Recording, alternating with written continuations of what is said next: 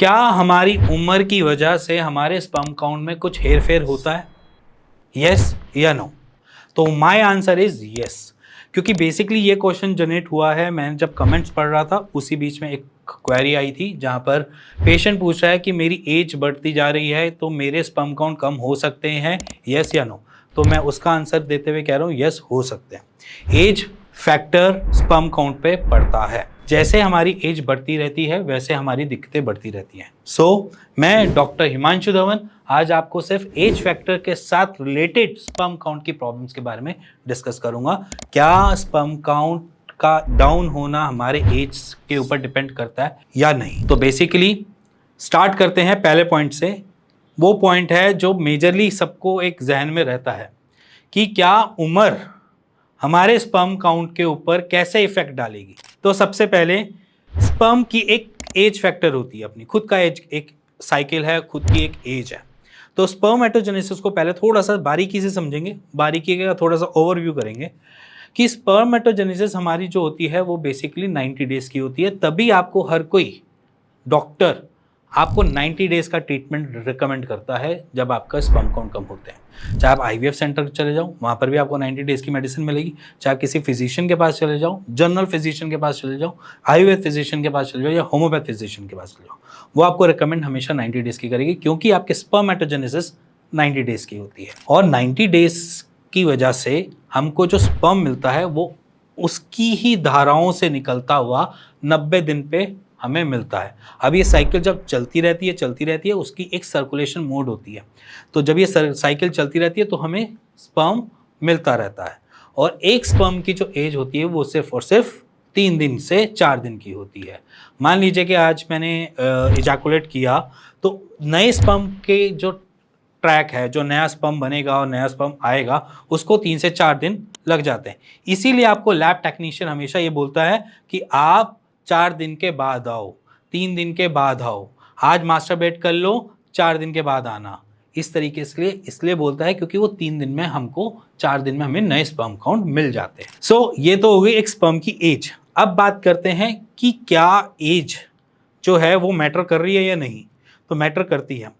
जैसे जैसे हम बूढ़े होते जाते हैं हमारे बॉडी के सारे अंग ढीले बढ़ते जाते हैं। आपकी ऊपर की आउटर की स्किन, आपका सोचने का तरीका, आपकी मैच्योरिटी जैसे बढ़ती रहेगी, आपके स्पर्म भी इतनी जल्दी मैच्योर होना चालू कर देते हैं। अब इस पे फैक्टर सबसे पहले आता है हमारे जीन्स। हमारे जीन्स जो होते हैं वो बेसिकली जीन्स पुराने होते जाते हैं, और जैसे वो पुराने होते जाएंगे, जैसे ही वो अपने आप को इवॉल्व करते रहेंगे या अपने आप को एक तरीके से जेनेटिक जो हमारी साइकिल चल रही है वो जैसे पूरा ओल्ड होती जाएगी, हमारी प्रोडक्शन भी वैसे कम होती जाती है। उसके बाद आती है हमारी इंटरनल बॉडी का फैक्टर, जैसे कि हमारा मेटाबॉलिक एक्टिविटी। हम अगर हमारी मेटाबॉलिक एक्टिविटी जो यंग एज में थी या टीन एज में थी वैसी हमारी एट द एज ऑफ 35-45 नहीं मिलेगी। हमें कुछ ना कुछ डाइजेशन इश्यूज आने चालू हो जाते हैं, एसिडिटी बनना या फिर ये सारी चीज़ें नॉर्मली तौर पे चालू हो जाती है। ये सारे फैक्टर्स हमारे मेटाबॉलिक एक्टिविटी को थोड़ा सा स्लो डाउन भी कर देते हैं, जिसकी वजह से हमारे स्पर्म काउंट बढ़ने में दिक्कत आती है, क्योंकि उसको न्यूट्रिशन बराबर नहीं मिल रही होती। अब इसके बाद एक और पॉइंट आता है कि एज में तो 50 साल के ओल्ड एज में भी कंसीव कर लिया जाता है। बिल्कुल कर लिया जाता है।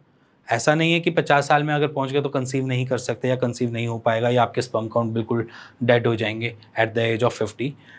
डिपेंड करता है आपकी खान पान, डाइट मैटर करती है उस पल में, जहाँ पर हमें चाहिए कि हम एट द एज ऑफ 50 या 60 हमारे स्पर्म इतने ही हेल्दी रहें जितने पहले थे। तो उस पर हमारी डिपेंड करती है हमारी खाने की तरीका, हमारी गट हेल्थ और हमारी साइड बाय साइड हमारी मांसपेशियाँ। अब बहुत सारे लोग ऐसे भी होते हैं जो एट द एज ऑफ अपने टीन एज या यंग एज में बिल्कुल सही होते हैं, बेटर होते हैं। जैसे ही 35 या 40 लगता है वैसे उनकी बॉडी धीरे धीरे बीपी की पेशेंट हो गई, डायबिटीज़ के पेशेंट बन गए, या फिर उनको कोई अलग प्रॉब्लम्स कोलेस्ट्रॉल की स्टार्ट हो गई। जब भी कभी ऐसी प्रॉब्लम्स आपकी बॉडी में स्टार्ट होंगी तो आपका कुछ ना कुछ मेटाबॉलिक एक्टिविटी स्लो डाउन होगा। डायबिटीज़ भी स्लो करती है, कोलेस्ट्रॉल भी आपको दिक्कत देगा, साथ में हाइपरटेंशन, वो भी बीपी की जो प्रॉब्लम्स होती हैं वो भी आपको परेशान करेगा। तीनों फैक्टर्स आपके स्पर्म काउंट पे इफेक्ट डालते हैं, चाहे वो ब्लड प्रेशर हो, चाहे वो आपकी डायबिटिक हो, चाहे वो इसके साथ साथ आपका कोलेस्ट्रॉल क्यों ना हो। क्योंकि हर चीज़ को फंक्शन करने के लिए अपना स्पेस और अपने हेल्थ को मेंटेन रखने के लिए खाना पीना चाहिए, और हर एक ऑर्गन को उससे रिवर्ट बैक करना होता है, आपको पुश बैक करना होता है किसी भी एंगल पे, चाहे वो आपकी मसल मेक हो, चाहे वो आपकी बॉडी पे जैसे मैं बोलूँ कि आपकी इम्यूनिटी हो, और उसी के साथ ही आपके जाए स्पर्मेटोजेनेसिस हो। तो स्पर्मेटोजेनेसिस को बनाने के रखने के लिए भी उसको सारे ऑर्गन्स का सपोर्ट मिलना चाहिए। अगर कोई भी सपोर्ट या कोई भी ऐसा ऑर्गन का सपोर्ट छूट रहा होगा, वो वहीं पे वीक पड़ेगा। जैसे कि हम लीवर को ही देख लेते हैं। लीवर एक बेसिक ऑर्गन है जहाँ पर आपका पहला स्टेप ऑफ फूड से स्टार्ट होता है, जैसे हम लोगों की डाइजेशन स्टार्ट होता है। अगर लीवर वीक है तो आपका गट हेल्थ कभी भी अच्छी नहीं रहेगी, ये मान लो।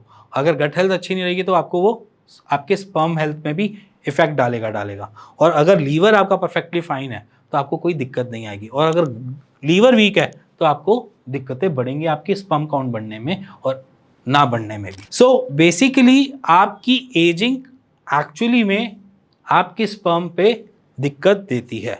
इसी के साथ साथ हम बहुत सारे और चीज़ों को भी लेते हैं, जैसे कि हमारी नॉर्मल रूटीन। अगर मैं नॉर्मल रूटीन की बात करूं तो मान लीजिए कि मैं हीट एरिया में खड़ा होता हूं, शेफ़ हूं, या फिर मैं एक बहुत ज़्यादा लैपटॉप यूज़र हूँ जिसकी वजह से हमेशा लैब पे मेरे लैपटॉप पड़ा रहता है, या शेफ़ में हूँ, हमेशा गैस स्टोव के सामने काम करना पड़ रहा है, तो वहाँ पर सबसे बड़ी परेशानी क्या आती है?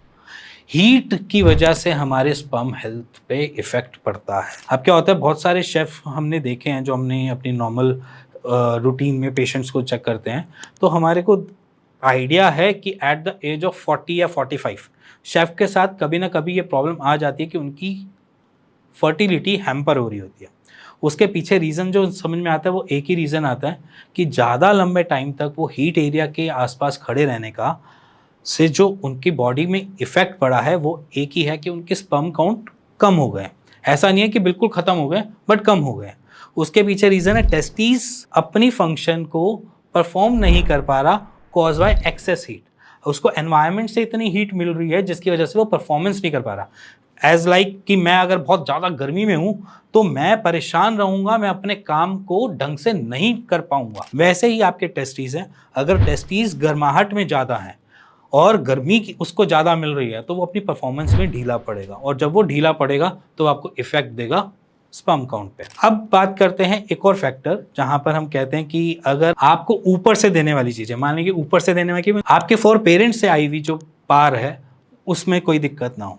जैसे मान लीजिए कि आपकी जीन्स जो है, अगर आपकी बॉडी क्लैनफिल्टर सिंड्रोम में आई हुई है या आपको कोई ऐसा दिक्कत आई हुई है जहाँ पर आपके जेनेटिक आपको सपोर्ट ही नहीं करे स्पर्मेटोजेनेसिस को साइकिल को चलाने में। जैसे कि बहुत सारे पेशेंट्स हमें भी आते हैं, हमारे पास भी आते हैं, जहाँ पर उनका जो जीन्स का पैटर्न होता है, या जैसे मैं बोलूँ कि जो उनके क्रोमोसोम पैटर्न है वो XXY में आ जाते हैं, मतलब XXY, जो बेसिकली हमारी बॉडी में चाहिए होता है X एंड Y। X और Y अगर हमारे शरीर में मिलेगा तभी हम मेल बन पाएंगे। वहाँ पर XXY के होने की वजह से उनकी पास पावर खत्म हो जाती है। ये एक जेनेटिक डिसऑर्डर में आ जाता है जहाँ पर स्पर्म काउंट बिल्कुल बनता ही नहीं है, बनता है तो वो 0.5 या 0.2 मिलियन पे ही रह जाता है, वो उससे आगे बढ़ ही नहीं पाता। सो ये तो सारे फैक्टर्स थे जो मेरे ख्याल से आपको समझनी चाहिए और जानने भी चाहिए। और इसी के साथ अगर आपको कुछ भी ऐसा अपनी बॉडी में चेंजेस दिख रहे हैं या कुछ भी अनइवन सा दिख रहा है, या आपको ऐसा भी लग रहा है मेरा वाटरी सीमन आ रहा है, तो भी अपने आसपास के डॉक्टर से ज़रूर कंसल्ट करें। और अगर आपको कुछ ऐसा सामने नज़र नहीं आ रहा और उससे पूछना भी चाह रहे हैं, तब भी आप नीचे दिए हुए नंबर पर अपनी रिपोर्ट शेयर कर सकते हैं और मेरी टीम से बात कर सकते हैं। और अगर आपने अभी तक रिपोर्ट नहीं भी करवाई है तब भी आप नीचे दिए हुए नंबर पे मेरी टीम से बात कर सकते हैं और उसका राइट सॉल्यूशन ले सकते हैं। इसी के साथ मिलेंगे नेक्स्ट वीडियो के लिए, तब तक के नमस्कार।